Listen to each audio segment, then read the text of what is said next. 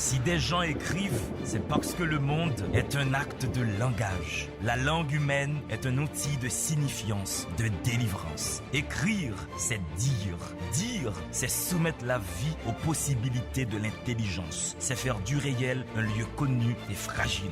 La lecture est cette expérience qui nous permet de plier l'univers pour le mettre dans notre poche. Mesdames et messieurs, c'est à partir du mot qu'on fait de la réalité un fait d'esprit. C'est à partir du verbe que la vie devient une denrée émotionnelle. Sur ces entrefaites, la télévision Caraïbe a le plaisir de vous présenter Délivrez-vous, une émission du livre, une émission pour le livre, une émission par le livre. Allez, il y aura assez de bonheur pour tout le monde.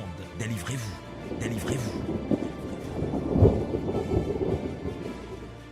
Mesdames et messieurs, bonsoir. C'est Délivrez-vous qui débarque sur vos écrans. Délivrez-vous, c'est une fête de l'esprit, une fête du texte. Délivrez-vous, c'est une invitation au bonheur en passant par les livres. Aujourd'hui, le livre que nous allons lire ensemble sera exceptionnel. Pour faire un clin d'œil déjà au titre du livre de mon invité qui en est à son deuxième coup. Pour respecter le squelette de l'émission, voici tout de suite, mesdames et messieurs, la rubrique Temps Poème. Délivrez-vous, une émission du livre, pour le livre, par le livre. Temps Poème est une rubrique à l'émission qui vous permet de découvrir, bien avant mon invité principal qui est toujours présent sur le plateau avec moi, la rubrique Temps Poème vous permet de découvrir un poète. Aujourd'hui, encore une fois, ce n'est pas la première fois qu'il est sur ce plateau, Léopold Sédar Senghor, l'un des chantres de la négritude. La négritude comme courant de pensée, comme courant littéraire, comme prise de position politique des nègres face au racisme systémique blanc des pays occidentaux. Je m'en vais vous lire l'un des poèmes de Léopold Sédar Senghor. Car je suis fatigué, car je suis fatigué. La sirène du paquebot derrière Gorée sonne l'alali. Dans le soir, la lumière tressaille sur les murs roses, sur la mer, sur le ciel. Un bateau blanc s'en va là-bas, vers le sud bleu et gris. Et je suis triste vers Nagasaki, la triste vers Valparaiso la belle. Oui, vers Rio de Janeiro où les mulâtresses sont des orchidées odorantes. Or, je suis fatigué qu'il soit l'heure du thé et le jardin est clair autour de la fontaine, sous la statuette d'Afrique. Mon cœur est couleur de l'ampélopsis quand je regarde tes yeux de mémoire. Et je suis fatigué, non las, hélas, mais fatigué de n'aller nulle part quand me déchire le désir de partir. Léopold Sédar Senghor, chers amis du bonheur, que je vous invite à découvrir. L'un des meilleurs poètes africains francophones, premier président du Sénégal, pays indépendant, qui était avec Aimé Césaire, avec Léon Gontran Damas et d'autres écrivains de la même veine, dont des écrivains haïtiens également. Comment ne pas citer dans cette logique René de Pestre, Jacques-Stéphane Alexis, qui eux tous étaient partie prenante de cette forme de résistance des Noirs par la pensée aux violences du racisme blanc. Mesdames et messieurs, maintenant, nous allons parler de beaucoup de femmes. Mesdames et messieurs, je suis tombé sur un roman, celui de mon invité, c'est son deuxième livre. Il y a dans ce livre une orgie de femmes qui ne se rencontrent pas au même moment, mais elles sont toutes là, sur chaque page. Elles sont exceptionnelles. Tout commence, mesdames et messieurs, par un mariage qui va perdre ses dents de devant d'une manière fulgurante. Et après, mesdames et messieurs, un barman qui écoute, qui devient journaliste, un pasteur, un fidèle qui passe par là. Ça pourrait, mesdames et messieurs. Je vous présente mon invité, Clovel Junior Louis-Jean, avec son roman exceptionnel. Je vous dis, accrochez vos ceintures, ça va femme à cette émission. Allez, respirez. Si des gens écrivent, c'est parce que le monde est un acte de langage. La langue humaine est un outil de signifiance, de délivrance. Écrire, c'est dire. Dire, c'est soumettre la vie aux possibilités de l'intelligence. C'est faire du réel un lieu connu et fragile. La lecture est cette expérience qui nous permet de plier l'univers pour le mettre dans notre poche. Mesdames et messieurs, c'est à partir du mot qu'on fait de la réalité un fait d'esprit. C'est à partir du verbe que la vie devient une denrée émotionnelle. Sur ces entrefaites, la télévision Caraïbe a le plaisir de vous présenter Délivrez-vous, une émission du livre, une émission pour le livre, une émission par le livre. Allez, il y aura assez de bonheur pour tout le monde. Délivrez-vous, délivrez-vous. Le barman était sidéré de voir à quel point monsieur était désopilant à propos d'un sujet qu'il devait pourtant prendre au sérieux. Alors il lui posa cette question. Vous semblez agir sans aucune balise, comme le cœur vous en dit. Je ne dis pas que c'est mauvais, mais que faites-vous de la morale? Ma conception de la morale, comme le mariage, ce sont à l'origine des notions bourgeoises, dans le but de maintenir un certain ordre social. Or moi, je suis quelqu'un qui est plutôt adepte du chaos. Le chaos est à l'origine de toute chose. C'est par elle que le monde a pu naître. De son sein est tiré l'univers tel que nous le voyons. Donc, mon rapport avec la morale est assez ambigu. J'ai comme une vision partagée, décontenancée de la morale quand j'essaie de l'arracher à son essence bourgeoise ou populaire, qu'importe, pour en faire une quête personnelle. Disons que j'ai mes propres codes. Je ne suis donc pas trop attaché aux règles de la morale par convention. Je reçois Clovel Junior Louis-Jean qui nous campe un personnage qui n'est pas trop attaché à la morale telle que cette morale est campée, construite, popularisée. Bienvenue, monsieur exceptionnel, sur le plateau Délivrez-vous. Merci à toi, D'Angelo. Et c'est un plaisir d'être avec vous aujourd'hui pour parler de mon livre, un livre assez exceptionnel. Déjà, on va encore montrer le titre. C'est exceptionnel. Exceptionnel, déjà pour l'orthographe. C'est déjà un appel du pied, comme on dit. Bien sûr. C'est une façon de déjà mettre le lecteur sur une voie, la voie que je veux lui montrer. C'est de parler de mon livre qui traite d'un sujet assez, on pourrait dire, banal, les ex. On a tendance à banaliser, mais on va essayer de montrer les ex sur un autre angle. C'est ça l'idée. Ouais. Et là, on comprend bien que le personnage principal de ce roman, pour camper brièvement le tableau, mais sans donner tous les codes, afin que les gens aillent découvrir le Exactement. livre. Il est en train de se marier, carrément. La cérémonie est pompeuse, la mariée est toute pompette, toute heureuse. Mais au bout d'un moment, ce monsieur se déplace, il en a marre, il ne veut plus se marier, et il va se confier à un barman. Le barman qui devient du coup son confident, son ami, alors qu'au départ, ils ne se connaissaient même pas. L'alcool aidant, notre personnage qui s'appelle, comme par hasard, Dandy, il a la langue bien pendue d'un seul coup. Et il se met à parler de toutes les histoires d'amour qu'il a connues et celles qu'il a ratées également. Exactement. Mais avant d'entrer dans la chambre des amours de Dandy, je voudrais qu'on revienne sur ce passage que je viens de lire. La morale qui serait une notion bourgeoise dans le but de maintenir un ordre social. Voici ce que dit ton personnage. Voilà. Je pense que pour comprendre ce personnage, il faudrait essayer de comprendre la position de l'auteur que je suis. C'est un peu prendre le contre-pied de tout ce que j'ai reçu jusqu'à maintenant, depuis mon enfance, étant un enfant élevé dans une famille chrétienne, avec ses valeurs, tout ça. Et quand je suis rentré à l'école normale, disons que j'ai reçu quelque chose de différent jusqu'à date. Et c'est à partir de ce moment qu'il y a un déclic. Il y a une façon de remettre en question tout ce qu'on m'a donné jusqu'à maintenant comme valeur. Et c'est un peu comme ça que mon personnage se tient. C'est essayer de mettre de remettre tout en question, y compris le mariage qui a une valeur symbolique assez importante dans notre réalité, dans notre société. Et à un moment, ton personnage, il soutient que le mariage, c'est comme un dispositif qui permet de légaliser le sexe. Déjà c'est pour reprendre l'idée que le sexe, c'est quelque chose de tabou, on ne doit pas en parler. Sinon, c'est quelque chose qu'on mérite qu'après le mariage. Je pense que c'est une façon de réduire, de limiter le bonheur des gens.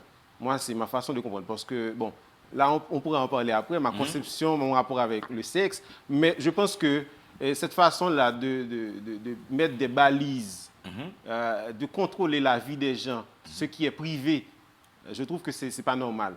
Donc, essayer de dire que, bon, là, il faut faire ça après. Il y a un avant et un après pour le sexe. Je pense que c'est un problème. Donc là, je pose le problème dès le départ avec le livre, dans le livre exceptionnel. On va feuilleter tous ces aspects-là, toutes ces chambres intérieures de ton personnage qui, au premier regard, après les 15 premières pages, disons mieux, on a l'impression qu'il est un homme à femme. On a l'impression qu'il adore les femmes, qu'il souhaite en fréquenter au maximum. Mais on a l'impression en même temps qu'il n'est pas un queutard. On a l'impression qu'il est un amoureux, qu'il aime aimer. Il a même une idée sur l'amour. Il dit que des fois, ce n'est pas la personne que nous aimons, mais l'idée de la personne que nous aimons. Exactement. La plupart des fois, c'est le cas. Parce que normalement, les rencontres, et c'est pour cela que moi, je ne suis pas plutôt adepte du coup de foudre. Je pense que, bon, on peut toujours croire au coup de foudre, mais pour moi, ce n'est pas vraiment l'amour. Parce que là, en rencontrant la personne, le premier regard, tout ça, on se fait une idée. C'est notre perception de la personne. Mais on ne connaît pas encore la personne. Donc là, est-ce qu'on peut parler vraiment d'amour? Parce que selon moi, l'amour se construit dans la durée. Donc, dans un premier temps, ce qu'on aime, c'est l'idée qu'on a de la personne. On voit la personne, on se dit, il y a la beauté, il y a l'aspect extérieur. On se dit, voilà, cette personne doit être comme ça. C'est comme si c'était une nouvelle de Marc Xavier. Elle ne peut qu'être belle. Dans le livre Haïti face à la COVID-19, c'est un recueil collectif. Il y a une nouvelle qui est titrée « Elle ne peut qu'être belle ». C'est une fille qui est sous un masque pendant la période du corona. Et avoir les yeux de la fille, sa façon de se tenir, il s'imagine. Alors le personnage s'imagine qu'elle ne peut qu'être belle. Donc c'est ça. Lorsqu'on rencontre la personne la première fois, une seconde fois, ainsi de suite, c'est une idée qu'on a de la personne. On croit aimer la personne. Moi, je pense qu'on va découvrir qu'on aime vraiment une personne, c'est en ayant du temps, en passant du temps avec cette personne-là, en découvrant ses défauts et ses qualités, et se dire que malgré tout, on veut continuer avec cette personne. Mais, Clovel, est-ce que notre façon d'aimer, là je fais encore un clin d'œil à ton personnage, vu sa façon de faire, est-ce que notre façon d'aimer n'est pas symptomatique de l'éducation amoureuse que nous avions reçue? Est-ce qu'on ne nous a pas appris comment aimer? Est-ce qu'on ne nous a pas prescrit des formes types d'amour? Un exemple banal, une jeune fille de 20 ans aurait tendance à aimer un garçon bien trapu avec les muscles et tout le tralala. Un homme a tendance à aimer une femme mannequin avec des fesses redondantes, chargées de victoire, comme aurait dit Émile Roumer. Est-ce que cette façon d'aimer n'est pas symptomatique, pour reprendre la formule, d'une manière dont nos sociétés nous ont appris à aimer? Bien entendu, bien entendu. Il y a plein de choses, plein de détails dans notre vécu qui expliquent nos actions en quelque sorte. Il y a non seulement l'éducation qu'on reçoit, ça c'est un, mais il y a aussi ce que nous donne la télévision, par exemple, les livres qu'on lit. Il y a des critères, en quelque sorte, que nous recevons. Et c'est à partir de ces critères que nous apprenons à aimer l'autre. C'est ce qui explique, quand une personne essaie de se démarquer de ce schéma, on trouve que cette personne, c'est un déviant. Et c'est exactement ce caractère-là qu'a mon personnage. C'est un déviant. C'est un déviant. C'est quelqu'un qui fait les choses à sa façon. C'est quelqu'un qui a brassé beaucoup de femmes. Moi, à chaque fois qu'il rencontre une femme, je suis bien content parce que je me dis, dans les pages qui vont suivre, je vais rencontrer une autre femme. Mais c'est un peu ça. Notre vie se définit par rapport à nos rencontres. Moi, je pense que chaque rencontre, d'où la raison de mon livre, je pense que chaque rencontre nous apporte quelque chose. Est-ce que chaque rencontre construit notre vision de l'amour? Oui, je pense. Que ce soit les leçons qu'on apprend, que ce soit les bons souvenirs qu'on garde, ça agit, ça a une influence en quelque sorte sur notre façon d'aimer à l'avenir, sur notre façon, sur nos rapports, sur la façon dont nous définissons nos rapports avec les autres. Mais ce qu'il y a de particulier quand même, Clovel, chez ton personnage, il n'aime pas plusieurs femmes en même temps. J'ai l'impression qu'il aime bien les femmes, mais son cœur et sa psychologie n'arrivent pas à supporter une double pression d'amour. Il les prend les unes après les autres. Tout simplement parce que c'est un viveur, c'est quelqu'un qui vit à fond. Donc que cela dure et 3 jours ou 3 mois, pour reprendre Oswald Durand qui dit amour d'un jour, d'une année, c'est toujours de l'amour défunt. Donc peu importe la durée, c'est comment on vit ça. Et disons que pour moi, la réussite d'une relation, c'est pas si ça a duré 10 ans ou 20 ans, c'est plutôt comment on a vécu ces moments-là qu'on a partagés. Mais donc lui, il prend le temps, il prend le soin il vit d'aimer chaque exactement. C'est vivre ça jusqu'à la dernière goutte, afin de ne pas avoir de regrets par la suite. Après, il passe à une autre femme. Mais il aurait pu faire, on a un caméraman ici qui s'appelle Emmanuel. Il aurait pu faire comme Emmanuel. Emmanuel a 3 femmes en même temps. Mais alors que ton personnage, c'est une femme après l'autre. Comment tu fais ça demande beaucoup d'énergie. Petite parenthèse. Gérer 3 femmes et même 5 ou plus. Je ne sais même pas comment Emmanuel fait. Ça demande trop d'énergie. Ouais. Moi, je pense que aimer c'est prendre plaisir. Aimer quelqu'un, c'est prendre plaisir dans chaque détail. Ouais. Que ce soit son sourire, des choses simples. Que ce soit sa façon de rire qui peut être comique, que ce soit sa façon de manger, tout ça. Ce sont ces détails-là qui comptent. Et ce sont ces détails qui nous permettent de dire qu'on a vécu. Donc, gérer plusieurs relations en même temps, ça demande trop d'énergie. Hein. Moi, c'est mon point de vue. Non, mais tu as bien fait parce que le réalisateur de l'émission, Alphonse, lui, au moins, c'est une femme. Une femme, n'est-ce pas, Alphonse? Voilà. Mais allons à la page 14, où ton personnage, il dit « Je vous parle de l'amour, celui avec ses travers qui ne sont décrits dans aucun manuel pour nous prévenir, de ces amours dont nous préférons taire les souffrances et oublier les nuits de larmes. » Est-ce que pour toi, dès qu'il y a amour, il y a chute, il y a possibilité d'amertume, de douleur? Est-ce que l'amour est un sentiment qui fait mal? Donc, normalement, disons, partager quelque chose avec quelqu'un, c'est pas facile. Et c'est pas facile pourquoi? Parce que chaque personne a sa façon de voir la vie, a ses critères, a une idée en tête de comment on devrait faire telle ou telle chose. Maintenant, rencontrer quelqu'un d'autre qui a reçu peut-être une autre éducation, qui a peut-être, qui a d'autres aspirations, et faire qu'un avec cette personne, ça, c'est déjà un grand défi. Maintenant, dès qu'il y a amour, c'est sûr qu'il y aura déception, parce que en voyant l'autre personne, et je me fais des idées, j'attends quelque chose, j'attends des choses de cette personne, que peut-être cette personne ne pourra pas m'offrir. Donc, à coup sûr, dès qu'il y a relation, il y a possibilité d'être déçu, il y a aussi souffrance, il y a tout ça. Et ça fait partie de l'amour. Mais est-ce que ça ne prouve pas que l'amour ne va pas de soi? Dans le sens où, lorsqu'on est seul avec soi-même, on ne se sent pas mal. Le fait d'engager une relation avec quelqu'un et qu'il y ait possibilité de souffrance après coup, est-ce que ça ne prouve pas que naturellement, on n'est pas fait pour vivre en relation d'amour continu avec une autre personne? Ah, ça c'est pas un piège, je dirais, mais c'est très tendancieux. Ouais. Bon, mais quand même, je vais répondre. Je pense que, comme je viens de le dire tout à l'heure, c'est pas dans la durée qu'on peut définir la réussite d'une relation. Et en même temps, pour répondre à ta question, est-ce que vraiment ça prouve qu'on ne peut pas passer peut-être toute une vie avec une seule personne? Je pense pas. C'est pas une façon de le prouver. Je pense que l'amour, chaque personne a une façon de concevoir l'amour. Et de ce fait, il y a certaines personnes qui trouvent que je ne peux aimer qu'une fois. Il y a cette personne-là, si elle meurt, je vais rester seul. Et il y a d'autres personnes qui sont prêtes à passer à autre chose, genre quelques temps après. Donc, dépendamment de la façon de comprendre la vie, parce que la vie est faite de ces nuances, de ces différences. Donc, on ne peut pas avoir une même idée sur chaque chose. Chaque cœur a son personne, anatomie. exactement. Donc, on ne peut pas essayer d'unifier notre façon de voir les choses. On doit toujours respecter les différences parce que, comme je viens de le dire, la vie est faite de nuances, de ces différences-là. Donc, pas de vision générique de l'amour. Et même la réalité, on pourrait dire qu'il y a plusieurs réalités. Absolument. Il y a donc plusieurs formes d'amour, autant qu'il y a plusieurs catégories d'individus.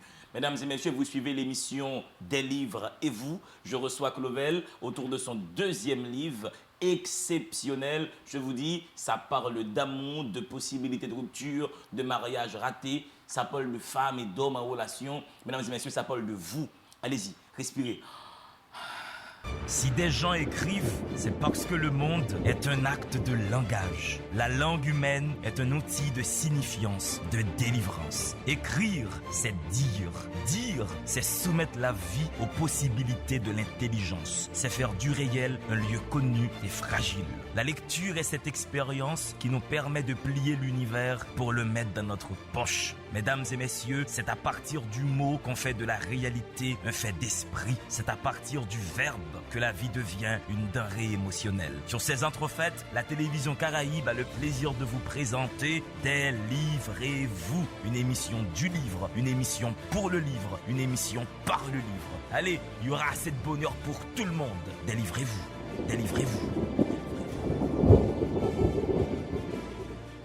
Mesdames et messieurs, chaque livre raconte une histoire et très souvent l'histoire qui est portée, qui est racontée par l'auteur, c'est la vôtre. Aujourd'hui, nous parlons d'amour. Qui maintenant regarde cette émission n'a pas connu des déceptions amoureuses? Qui ici regarde maintenant cette émission n'aime pas intensément une personne et constate que cet amour ne rencontre pas de réciprocité? L'amour est un sentiment qui fait du bien, mais ça peut aussi faire mal. Nous sommes nombreux à pouvoir aimer. Même les pasteurs également aiment. Les pasteurs peuvent aimer, comme beaucoup d'individus, plusieurs femmes, dont leurs femmes de ménage. C'est ce que nous rencontrons dans ce livre. Comme quoi, les plus grands chantres de la morale ont aussi leur zone de décadence et de faiblesse. Nous sommes tous faits de chair, de sang. Visiblement, là on parle du pasteur, il s'ennuyait. Les gaz, il avait des gaz. Et il fallait qu'il mange tôt le matin. Ce qu'il avait pris le soin de faire en venant à la cérémonie. Sauf que depuis, ça gargouillait dans son ballon. Ballon qu'il entretenait avec une passion qui n'avait d'égal que sa quête de fidèles devant grossir les rangs de sa congrégation. À croire que tout vrai pasteur qui se respecte se doit d'avoir un gros ventre. En Haïti, le gros ventre est signe qu'on a réussi. Définitivement. Je regarde donc, disons que... Je regarde un peu mon ventre parce que... Non, mais c'est quand même absurde quand même. Hein. L'obésité qui est une maladie passe dans un pays comme signe de réussite. Ouais, c'est dans notre quotidien, et généralement j'ai des amis, quand ils me rencontrent, des amis on a été ensemble à l'école et qui me disent, bon, après tout ce temps, tu es devenu écrivain, tu es professeur, etc., mais tu es resté pareil. Donc c'est une façon pour moi de déconstruire certains clichés dans notre imaginaire. Quelqu'un qui a un gros ventre, c'est quelqu'un qui paraît avoir réussi et avoir de l'argent. C'est comme ça. Donc, essayer de jouer avec ces choses-là dans mon livre, c'est essayer de pousser les gens à la réflexion. Parce que c'est quand même mauvais pour la santé. Hein. Ouais, c'est mauvais pour... Je ne veux pas, c'est pas de la discrimination. Hein. Je respecte la taille, le poids des gens. Mais disons, il faut faire attention à sa santé. Oui, croire absolument. que c'est l'apparence qui va définir la réussite, c'est pas vraiment. C'est pas ça. Absolument. Donc c'est un conseil, Clovel, que tu donnes à beaucoup d'hommes, beaucoup de femmes mariées qui regardent cette émission. Arrêtez de faire de l'obésité, du fait d'avoir un gros ventre, synonyme de réussite ou d'une installation sociale et économique. Et au contraire, il faut faire du sport, il faut revoir son alimentation pour avoir un ventre porteur de santé, quoi. Je ne suis pas le premier à le faire. Hein. Si l'on prend l'exemple du roman Sénat, je crois, de Fernand Hibert, son personnage est campé comme ça. C'est quelqu'un, quand il parle et quand il se tient, c'est une façon de montrer qu'il a réussi avec son gros ventre. Tout ça, alors, monsieur, on arrête d'avoir les gros ventres. Hein. On va au gym, on se met au sport. Faites du sport. Hein. Absolument. On fait comme Fekir et notre jeune caméraman ici qui a un ventre plat. Alors, notre pasteur qui a son gros ventre, bon, on peut passer dessus, mais comme je le disais tout à l'heure, c'est un être humain, hein, ce pasteur. Au bout d'un moment, sa femme rentre en ménopause, mais ce pasteur demeure quand même un petit lapin. Il a quand même besoin de corps à corps et il a une servante toute magnifique. Hein. Assez soumise. Alors, assez soumise qui correspondait bien au désir du pasteur. La première fois fut aussi inédite qu'inattendue. Aucun des deux n'aurait pu imaginer ce qui suivrait. Là, on parle du pasteur et de la servante. C'était un mardi. La femme du pasteur, béni soit laquelle, entamait sa 3e journée de jeûne sans son berger. Autant dire que le mari n'était pas consentant, car les pasteurs, ils ont beau être des serviteurs de Dieu, mais ils sont avant tout des maris, des hommes qui accordent de l'importance aux devoirs conjugaux. 10 heures du matin, il était temps qu'il parte à son bureau pour recevoir, comme à l'accoutumée, les jeunes fiancés promus au mariage. Mais il n'avait encore rien avalé. La servante qui rentrait à peine du marché, dévouée, s'était alors mise en 4 pour lui préparer quelque chose vite fait, bien fait. Il était assis à la table de la cuisine, épiant ses moindres faits et gestes, approuvant silencieusement son implication à la cause du Seigneur. Moment de contemplation, mais aussi de supposition, voire même de comparaison. Et si ma femme m'était autant dévouée qu'elle, s'était-il mis à penser? Ce n'était en aucune sorte une jalousie malsaine, disproportionnée, mais depuis la ménopause, tout son temps était désormais consacré à Dieu. Constat amer, l'amour et le dévouement de son épouse avaient cessé de couler vers lui comme les flux sanguins en elle.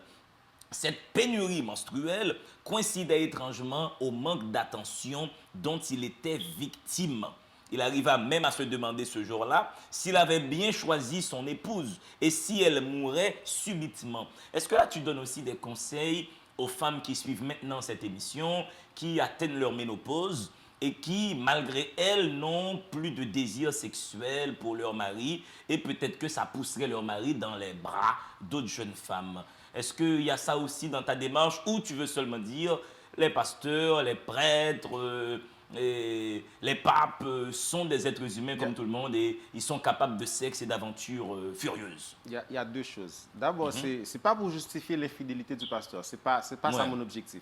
Hein. Mais il faut dire qu'il y a plein de... Il y a dans toute relation, il y a toujours des négligences, des petites négligences qui finissent par ronger le bon rapport qu'on entretient avec la personne. Ça, c'est une chose. Et en même temps, c'est pour donner raison à ta supposition, que l'on soit pasteur ou prêtre, que l'on soit diacre ou diaconesse, on est avant tout humain, avec ses faiblesses. Normalement, comme je viens de le dire tantôt, je suis quelqu'un qui est en fait élevé dans une famille chrétienne et je suis toujours étonné de voir qu'il y a des fidèles qui sont étonnés quand il y a un scandale. Ils appellent ça scandale, mais selon moi, c'est quelque chose de tout à fait normal. Quand il y a un responsable qui fait quelque chose, qui dérape en quelque sorte. Il faut dire, avant d'être chrétien, même si selon la Bible, on est né de nouveau, avant d'être chrétien, on est humain. Et même selon la Bible, Dieu n'exclut pas le péché, mais c'est le fait de s'attarder, d'aimer, de se complaire dans le péché. Donc c'est pour dire qu'à tout moment, même la personne la plus haut placée peut commettre des erreurs. Donc je ne vois pas pourquoi on a tendance à prendre ça pour beaucoup de choses, parce que normalement on est humain avant tout. Et l'humain est aussi fait de faiblesse et de grandeur quand même. Je trouve... Donc c'est tout ça. Vas-y, je te laisse terminer ta réflexion. En fait, c'est tout ça que j'essaie de proposer. Non seulement de parler des devoirs qu'on a en étant marié, mais aussi il faut montrer aussi que l'homme avant tout, la vie de l'homme est faite en quelque sorte de grandeur et de faiblesse. On n'a pas à s'étonner. On ne peut qu'aider la personne à remonter la pente, etc. C'est ça. Mais je trouve, Clovel, et moi je suis également un ancien chrétien assez zélé, je trouve qu'au sein de l'Église, il y a quand même une institutionnalisation de l'hypocrisie. L'hypocrisie par rapport à l'activité sexuelle des gens. Moi, je pense qu'au sein des églises, 90% des jeunes ont une vie sexuelle.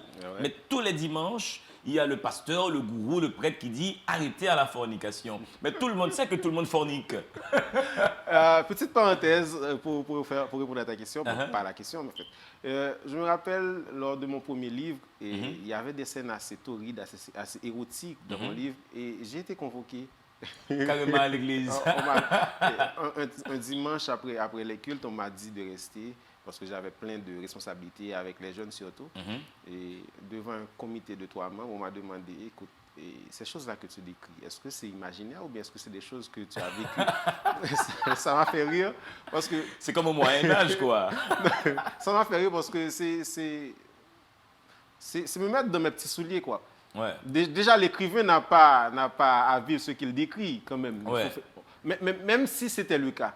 Tu vois, je te donne raison, c'est un culte à l'hypocrisie. Ouais. C'est faire la chose sans que les autres nous voient. À un moment, tu en as parlé, malheur par qui le scandale arrive. Mais tout le monde fait la chose, mais il ne faut pas qu'on sache qui a fait la chose. On dirait que ce n'est pas la crainte de Dieu, mais c'est la crainte du prochain.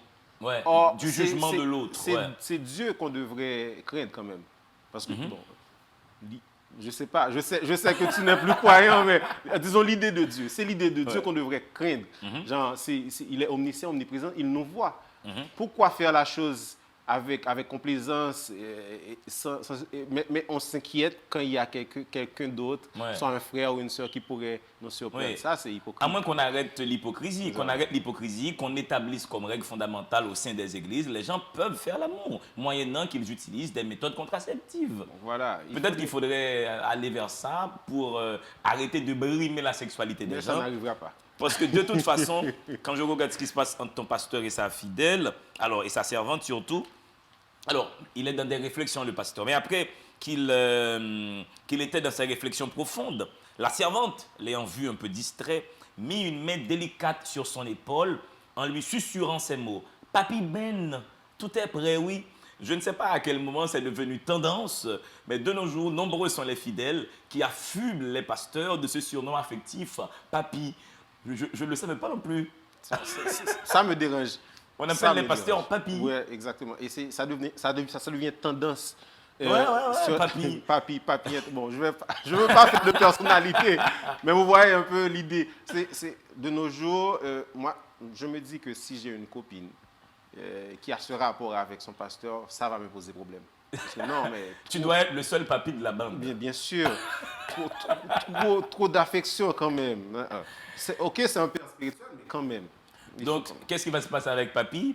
Alors, ce geste qui pourtant n'avait rien d'intéressé mit le pasteur dans une confusion encore plus dense, au point qu'après le déjeuner, il donna une légère tape à la servante au niveau des fesses en guise de remerciement. Vous voyez, c'est ces confusions-là qui peuvent engendrer de drôles de situations. Hein. Déjà, le pasteur, il s'inquiétait, il réfléchissait à plein de choses, et puis le geste innocent de la servante va lui pousser à passer à l'action, à faire quelque chose d'exagéré en quelque sorte. Mais après, il y a une réflexion d'une vérité philosophique déconcertante toujours au bas de cette page. Et alors, le pasteur, on va établir encore la scène pour les téléspectateurs. Si vous venez à peine d'allumer votre téléviseur, vous êtes sur Télévision Caraïbe, vous suivez l'émission Délivrez-vous. Nous parlons de livres de culture et nous vous proposons le bonheur par le plaisir du texte. Là, nous sommes avec Dandy, un personnage qui va se marier. Il quitte la scène de mariage, qui est devenue pour lui comme une scène de crime. Il se réfugie dans un bar qui est à côté. Il discute avec un barman. Le pasteur qui était préposé à célébrer le mariage, il rejoint ce fameux Dandy et là, on discute. Et le pasteur a aussi une petite mauvaise conscience parce qu'il sait qu'il est en pleine relation d'adultère avec sa servante lorsque sa femme est en ménopause et n'a plus de désir sexuel. Alors, écoutez Dandy fait grand bien au pasteur. Il en tira même un pervers soulagement de voir qu'il y avait une autre âme beaucoup plus hantée, bouleversée que la sienne. Alors, il se fit tout petit pour écouter la suite. C'était comme aller au confessionnal. Sauf que là, c'est l'autre qui se confiait. Et plus l'autre se confiait, plus lui, il se sentait léger. Il avait trouvé pire que lui. Et ça éveillait l'orgueil du pharisien qu'il était à mi-temps. C'est viscéralement humain de se sentir mieux quand dans notre malheur, on se souvient que quelque part, il y a quelqu'un qui est en train de vivre pire. C'est peut-être malsain, mais humain tenta-t-il de se convaincre in petto? Ça, c'est quand même... c'est vrai, en effet. C'est vrai, oui. C'est un constat. Ouais. On a tendance à se résigner, à se consoler quand on sait qu'il y a quelqu'un qui est en train de vivre pire que nous. Et je ne sais pas, est-ce que c'est comme je viens de dire dans le livre, je ne sais pas si c'est bien ou mal. Je ne sais pas si ça nous aide à Mais c'est aller mieux, humain. mais c'est humain. Mais moi, ça a mis en question une blague que j'aime beaucoup faire avec mes amis. Et des fois, si je mange mon petit plat, mes amis me disent « Allez, je prends un petit morceau ». Je lui dis « Mais on n'est pas au Soudan du Sud ». Là, ouais, c'est une mauvaise blague, en quelque Oui, sorte. c'est comme pour me donner bonne conscience que oui, j'habite dans un pays pauvre, mais il y a au quand moins, même plus pauvre. Il y en a, oui, exactement. Mais allez savoir si vraiment le Soudan du Sud, je m'excuse auprès des Soudanais qui regardent peut-être cette émission par Internet, est-ce que le Soudan du Sud est vraiment plus pauvre qu'Haïti? Et ça prouve que l'être humain a ce défaut-là. Ouais, Nous aimons nous comparer à l'autre, Oui. et si nous estimons qu'il est pire que nous, on prend courage. C'est comme obtenir une moyenne de 5 et on regarde l'autre là qui a genre 4 et on se dit, bon, voilà, au moins j'ai eu 5 mois, c'est bon quand même. Ouais. Alors, on va retourner maintenant dans les aventures amoureuses de Dandy. Dandy, la fraîcheur Et Dandy. Dandy, la fraîcheur, déjà son nom n'est pas mal, hein, la fraîcheur Dandy. Mais à un moment, tu dis quelque chose sur Dandy. Femme qui rit à moitié est à moitié dans ton lit. Il me semble que Dandy a comme arme de séduction ce côté cabotin, ce côté rigolo. Il a beaucoup d'humour et ce peps plaît aux jeunes femmes. C'est vrai, une femme qui rit à moitié est à moitié dans le lit. C'est pas une vérité, c'est pas une vérité, c'est pas un évangile. Mais disons que de par mon expérience, j'ai pu voir que l'humour, ça aide à Ouais. séduire une dame. Toi, personnellement, quand tu as fait des blagues à des jeunes Ah, femmes, bien sûr. On commence par faire rire la personne et puis là, on a tendance à s'approcher de plus en plus et voilà, ça marche. Donc, vous savez que normalement, l'écrivain, même de façon involontaire, a tendance à mettre certaines réalités de sa vie, de son quotidien dans son livre. Donc, disons que c'est plutôt, pour moi, une façon d'approcher les femmes. C'est utiliser l'humour et je vois que ça marche plutôt bien. Et disons, j'ai campé mon personnage avec ce trait de caractère. C'est ça. ah mais voilà, mesdames et messieurs, vous suivez toujours l'émission Délivrez-vous et Clovel Junior Louis-Jean nous campe un personnage, Dandy la fraîcheur, qui, sur quelques traits de caractère, lui ressemble un petit peu, n'est-ce pas? Femme qui rit serait, on dit, serait à moitié dans le lit. Et maintenant, la question c'est, est-ce que le lit est le but ultime de l'acte d'amour? Restez toujours avec nous sur la télévision Caraïbe. Il y a beaucoup de questions qui vont trouver réponse. Ça se passe dans Exceptionnel. Je vous dis, gardons bonheur. Respirez, mesdames et messieurs. À tout de suite. Si des gens écrivent, c'est parce que le monde est un acte de langage. La langue humaine est un outil de signifiance, de délivrance. Écrire, c'est dire. Dire, c'est soumettre la vie aux possibilités de l'intelligence. C'est faire du réel un lieu connu et fragile. La lecture est cette expérience qui nous permet de plier l'univers pour le mettre dans notre poche. Mesdames et messieurs, c'est à partir du mot qu'on fait de la réalité un fait d'esprit. C'est à partir du verbe que la vie devient une denrée émotionnelle. Sur ces entrefaites, la télévision Caraïbe a le plaisir de vous présenter Délivrez-vous, une émission du livre, une émission pour le livre, une émission par le livre. Allez, il y aura assez de bonheur pour tout le monde. Délivrez-vous, délivrez-vous. Mesdames et messieurs, vous êtes toujours sur la station du bonheur à l'heure de l'émission qui fait promotion pour la pensée complexe, pour le goût de la lecture, des choses de l'esprit. L'équipe de la télé est hyper motivée, dont Emmanuel qui se sent interpellé par ce qu'on raconte dans ce livre. Vu la quantité d'ex que Emmanuel a, il se dit qu'il fallait absolument faire un roman qui parle des ex qui nous ont marqués. Emmanuel qui demeure un homme qui aime passer du temps avec des déesses. Hein. Est-ce un défaut? Alors, nous poursuivons avec ce mariage raté, Clovel. Maintenant qu'on a réhabilité notre ami Emmanuel, que j'ai croisé une fois, mais c'est une autre histoire. Alors, la jeune femme qui est quand même délaissée sur le plateau du mariage, elle se pose également des questions. Exactement. Pourquoi un homme l'a abandonnée alors qu'elle est en phase de mariage. Et cette jeune femme a également vécu une petite aventure parallèle et elle en parle. Voici le passage. En effet, le lundi, elle fut... Alors, on va prendre depuis le début, là. Qu'y a-t-il de plus nuisible que les remords? Ils sont comme des petites bêtes qui vous assaillent n'importe où sans tenir compte de votre entourage. Le malaise.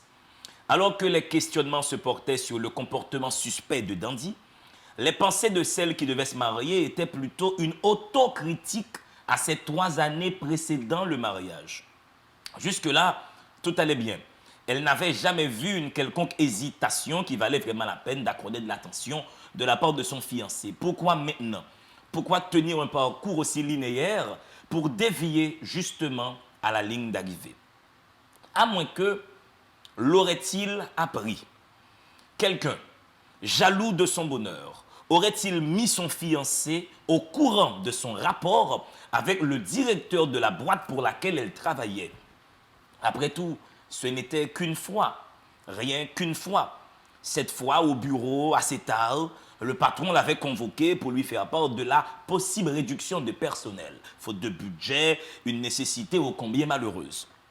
Une nouvelle qui risquait de troubler ses projets de mariage. À 8 mois de ce mariage tant attendu, à un moment si crucial de sa vie, elle ne pouvait pas se permettre de perdre son boulot. Et les dépenses qui s'empilaient de jour en jour, elle n'avait pas paniqué ce jour-là. C'était un vendredi. Elle avait le week-end pour s'éclaircir les idées et savoir quoi faire. Ce n'est que le lundi de la semaine suivante, après un week-end tourmenté, qu'elle avait vraiment compris les vraies intentions de son patron. En effet, le lundi, elle fut rappelée au bureau et une fois face au boss, il lui avait demandé jusqu'à quel point elle voulait garder son travail. « Oh, fit-elle, mais au plus haut point, monsieur. J'ai besoin de cet argent. Il y a mon mariage dans 8 mois. Mon budget dépend de ce salaire. » Le directeur parut étonné, mais surtout contrarié. Il semblait ne pas avoir besoin de ce surplus d'informations. Alors il renchérit. « Je veux juste savoir quel sacrifice vous seriez prête à consentir. » Et en disant ces mots, il s'était déplacé de son bureau pour se tenir face à elle.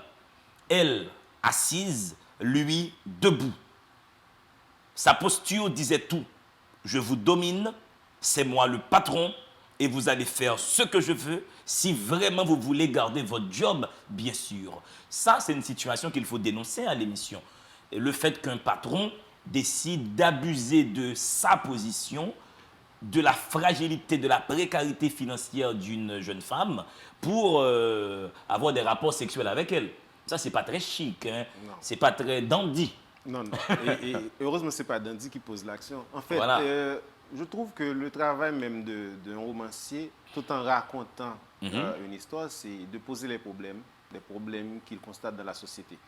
Normalement, je crois que j'ai découvert la passion de lire les romans avec Alexandre Dumas, père, Ouais. et notamment avec les Trois Mousquetaires ou bien la Reine Margot, etc. J'ai trouvé beaucoup d'analyses critiques de la société d'alors.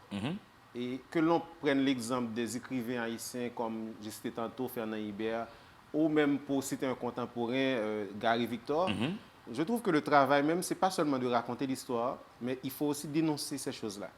Ce sont des choses qui arrivent à chaque jour. Et il y a des gens qui sont obligés de se taire et qui ne peuvent pas en parler par honte. Donc, le travail de l'écrivain ou même de celui qui est en train de créer, quel que soit son domaine, c'est d'exposer ses problèmes afin de trouver des solutions. Alors, c'était vraiment une mésaventure, mais ce qu'il y a d'intéressant là-dedans, c'est elle a un cas de conscience. Elle se dit, est-ce que c'est parce que j'ai couché avec mon patron, Dandy l'aurait appris et il m'a abandonné comme ça à l'hôtel? Au fait, ce n'était pas du tout le cas.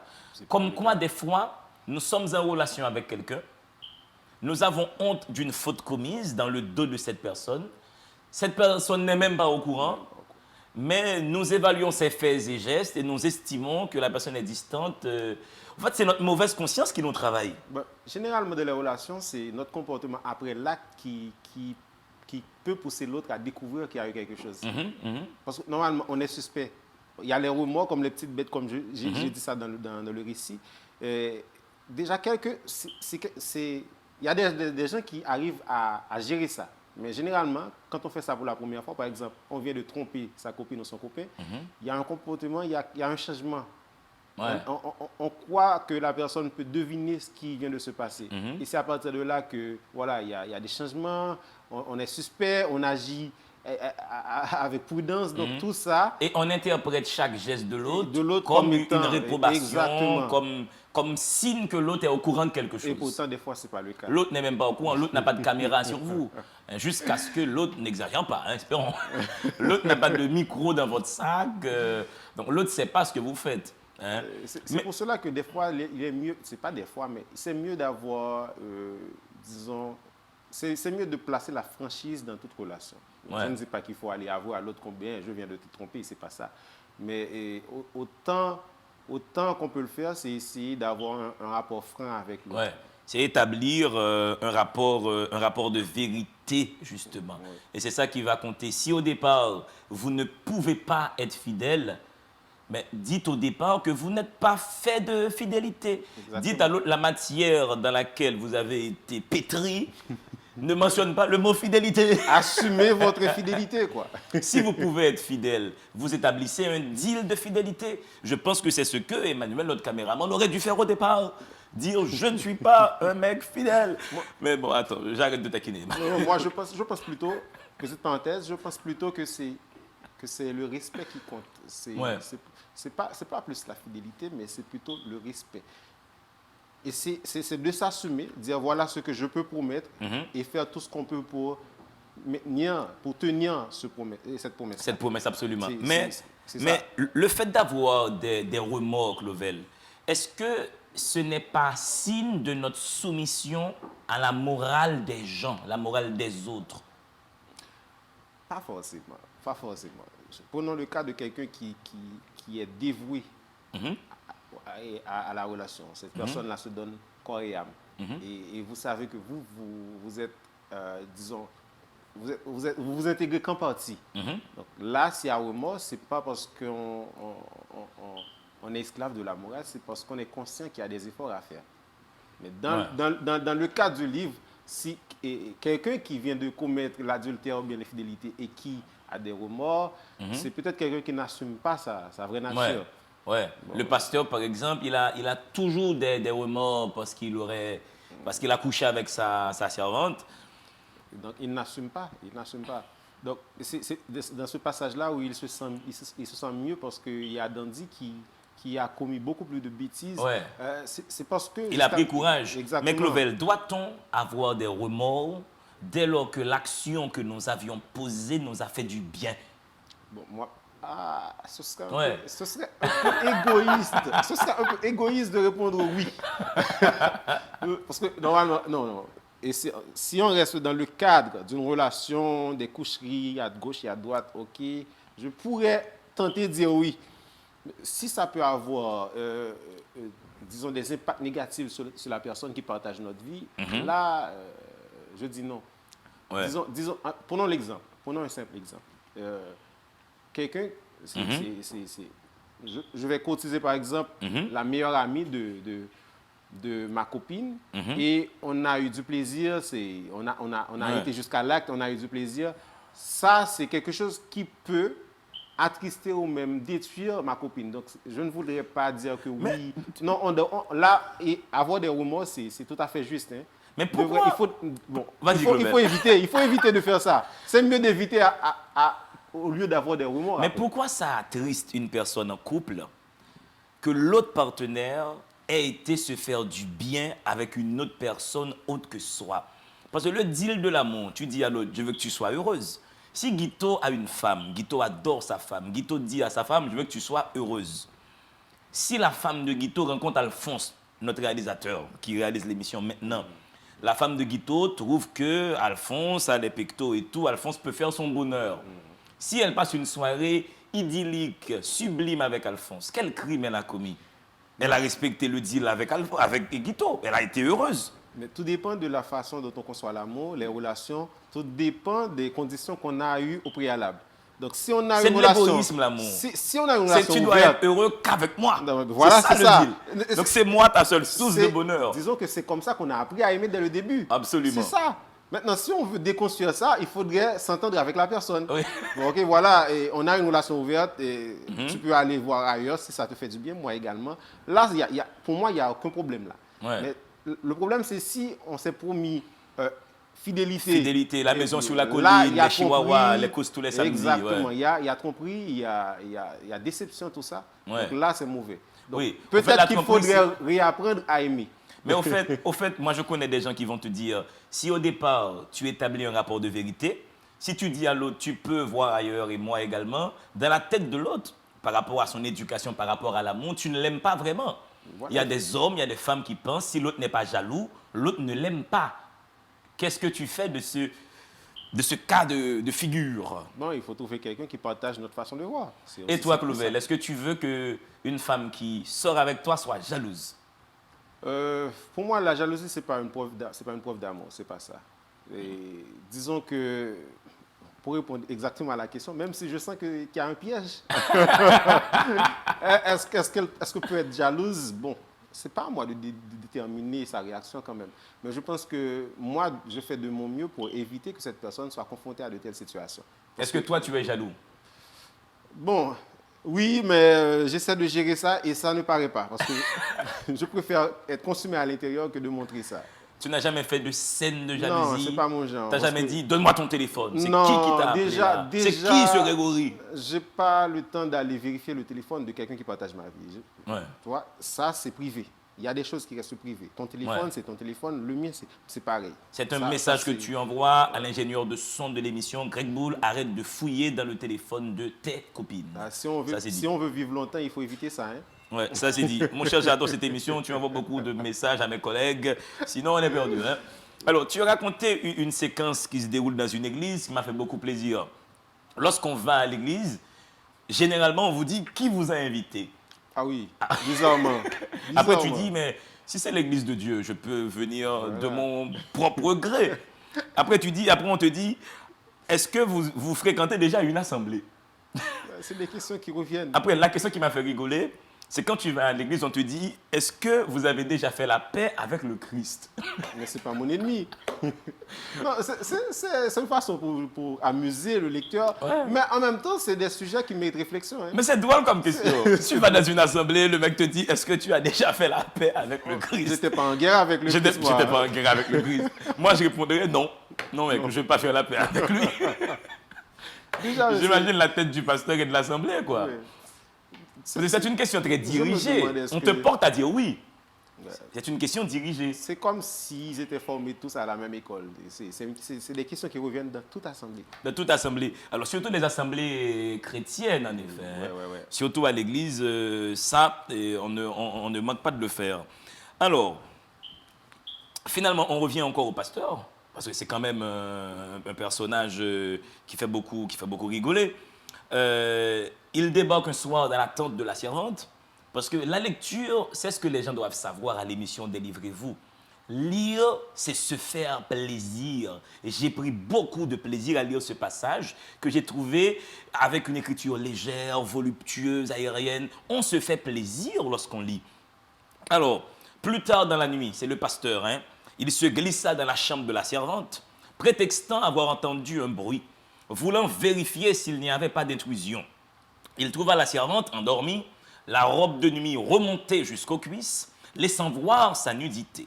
S'étant assuré qu'elle était en sécurité, au lieu de s'en aller, il osa aller descendre un peu la robe. Ce fut à ce moment qu'elle se réveilla et qu'elle se rendit compte de l'intrusion du pasteur. Quelle ne fut pas sa confusion, mais vite la servante le rassura en lui saisissant le bras, en déclarant « Oh, pasteur, vous m'avez sauvé. Vous étiez dans mon cauchemar. J'étais en train de me noyer et vous m'avez tendu le bras et voilà que vous êtes là. Priez avec moi. » La séance de prière ne se fit pas attendre, mais au lieu de voix mêlées, ce fut des lèvres, des langues et des étreintes que le Seigneur reçut ce soir-là en guise de louange. C'est quand même pas mal. Hein? Non, Est-ce que pour toi, écrire, c'est aussi une fête du langage? Disons que moi, je prends plaisir. Je prends vraiment plaisir à écrire. D'abord, j'écris pour moi. Déjà, en commençant à écrire, ce n'était pas pour être publié, c'était surtout pour donner vie à mon imagination, donner vie à des choses qui me démangent de l'intérieur, que je dois mettre sur papier. Donc, quand je vois, quand je prends l'exemple de Daniel Laferrière, que c'est un écrivain que j'admire, sa façon assez nonchalante d'écrire les choses, ou encore Charles Bukowski, encore c'est quelqu'un que j'apprécie. Mais nous aimons les mêmes écrivains. Ouais, il écrit comme il vit, ce mec-là. Il écrit comme il vit. Il y a une séquence chez Dany, dans la chronique de La Dérive douce, où il dit qu'il est à Montréal, il est pauvre, il débarque à peine. C'est sa vraie vie qu'il raconte. Il travaille dans une usine qui met de la tomate en conserve et tout. Après, il a un voisin qui fait l'amour à côté. Et la femme, il est 1h du matin, n'arrête pas de crier. Allez, dis-moi quelque chose, dis-moi quelque chose, dis-moi quelque chose. Au bout de 30 minutes, la femme continue et l'acte sexuel se poursuit.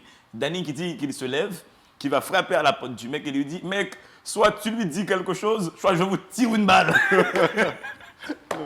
C'est ça, écrire, c'est prendre plaisir. C'est prendre plaisir. Avant même de donner du plaisir au lecteur alors. Absolument. Donc moi, quand j'écris, c'est comme si je suis en transe. Je ris, c'est comme si je suis dans un autre monde. Ouais. Parce que c'est ça pour moi, c'est une façon de me, comment dire... Non, c'est un loisir. J'aime beaucoup dire... Vas-y, Clovel. C'est pour cela que je choisis un style assez décontracté. Parce que pour moi, certes, c'est sacré, l'écriture c'est sacré, mais avant tout, c'est du plaisir. On doit prendre plaisir dans ce qu'on fait. Et puis après, ce que je dois dire aux gens, ne prenez pas les gens qui aiment lire comme des fous furieux, comme s'ils faisaient que ça. Les gens qui lisent regardent des matchs de football aussi. Hein. On n'est pas des illuminés. Et moi, j'adore une émission sur les voitures. Hein, n'est-ce pas? Je passe la même quantité de temps à lire qu'à regarder une émission qui s'appelle Turbo. On parle des voitures. Donc, il faut lire, mesdames et messieurs, pour vous faire plaisir. C'est comme un match de football. Les gens qui aiment Messi, là, le footballeur là, qui a été au PSG, prenez plaisir à découvrir les livres aussi. C'est la même fête. À chacun sa passion. Ouais. Normalement, cette question me revient toujours. Il y a des jeunes qui me demandent, normalement je suis professeur, il y a des élèves, mes élèves me demandent quel plaisir y a-t-il en lisant un livre? Comment vous pouvez lire plus de une centaine de pages, etc. Comment vous faites? Moi, je trouve la question assez bizarre parce que je prends mon pied. Soit en lisant ou en écrivant, c'est un plaisir. Absolument. C'est faire la connaissance de quelqu'un que tu n'as jamais rencontré. Et après la lecture, on croit connaître cette personne. Moi, je peux dire que je connais Dany. Mais lui, peut-être qu'il pourrait dire le contraire. Mais en lisant l'écrivain, en lisant l'auteur, même si c'est à travers ces personnages, on croit le connaître. Absolument. Il y a un rapport d'intimité. Et c'est ce que j'aime de la lecture. Non, mais tu m'as donné 2 nouveaux amis imaginaires. Tu m'as donné Dandy la fraîcheur, qui est rentré dans le panthéon de mes amis. Le pasteur Bénissois est mon ami aussi. Bénissois à la quête. Ouais, ce sont des gens que je rencontre que j'ai rencontrés avec toi et qui sont devenus mes amis. Donc, si vous voulez vous faire des amis, il faut lire des livres. Bien sûr. Après, les gens vont me dire, j'aime pas tel livre. Quelqu'un qui aime le cinéma, il n'aime pas tous les films. Bien sûr. Quand vous aimez le football, est-ce que vous aimez tous les clubs de football? Non, vous aimez Barcelone ou vous aimez FC, je ne sais plus là. FC Porto, FC Porto, FC Porto, FC Porto, je ne sais plus. Pas très fan de foot, hein? Je ne suis pas très fan de foot, mais vous n'aimez pas tous les clubs de football. Bien sûr. Mais c'est la même chose pour les livres. Si vous commencez un livre, au bout de 5 pages, 6 pages, ça ne vous plaît pas, laissez tomber ce livre. Il y a d'autres écrivains qui vont vous plaire. Chaque être rencontrera dans sa vie un livre qui le transformera en lecteur, a dit Amélie Nothomb. On va se laisser malheureusement Clovel Junior Louis-Jean, mais pas avant que tu dises déjà au staff technique de l'émission, hein, ils sont tous là à te regarder, on les remercie déjà, et aussi aux téléspectateurs, téléspectatrices, il faut que tu leur dises où est-ce qu'on peut trouver Exceptionnel. Ben oui, c'est important. Alors, déjà, Exceptionnel, on peut trouver ce livre aux 2 librairies La Pléiade. C'est déjà à Pétionville et ensuite à Bois-Vernal. Bois-Patate. Bois-Patate, ça m'arrive souvent. C'est les mêmes bois. Patate ou Vernal. Et très bientôt, je crois que je vais contacter un ami qui dispose d'un espace où on peut mettre les livres. C'est Solo Beg, c'est ça. C'est un espace où on peut un espace où on peut mettre, si on a des produits, notamment les livres, on peut les mettre là et on peut passer les récupérer. Mais pour le moment, il y a les deux librairies, la Pléiade, Pétionville et Bois-Patate. Absolument, où on peut trouver exceptionnel. Et c'est un livre vraiment que je vous invite à lire. Vous allez prendre plaisir à comprendre comment les ex, et parce que tout le monde a des ex, hein, tout le monde a des histoires d'amour ratées, des histoires d'amour réussies. Peut-être que peu de gens ont abandonné une femme à l'hôtel, peu de gens, mais on ne sait pas. Hein, c'est déjà arrivé en Haïti qu'un homme quitte le mariage. Hein. C'est pour vous, à mon avis, un ticket de voyage pour rentrer dans la psychologie de Dandy, le personnage principal, pour voir comment un homme peut être habité par beaucoup de femmes. Et les histoires d'amour que nous avons vécues ne nous quittent jamais. Je remercie le staff technique maintenant et Clovel Junior qui nous a permis de débarquer chez les gens pour leur présenter exceptionnel. Je remercie Alphonse qui est notre réalisateur. Je remercie Émilie qui fait le maquillage. Et Greg Bull avec sa barbe de taliban. Là, les talibans ont repris l'Afghanistan. Greg Bull ne voyage pas pendant cette saison-là. C'est chaud en Afghanistan. Greg Bull qui fait le son. Fekir qui nous aide beaucoup, Guito qui donne un coup de main magnifique, sans oublier Emmanuel qui est, voilà, on a tout dit à l'émission, on ne va pas remuer le couteau dans la plaie. Hein. C'est quand même Spencer qui fait des photos, Spencer Orphée qui fait des photos magnifiques pour nous. Donc c'est une grosse équipe qui nous permet de célébrer l'esprit toutes les semaines sur vos écrans. Si vous m'appelez D'Angelo Neyar, je ne me fâcherai pas. Je vous dis, gardons bonheur. Dans le monde, il doit y avoir deux êtres, des livres et vous.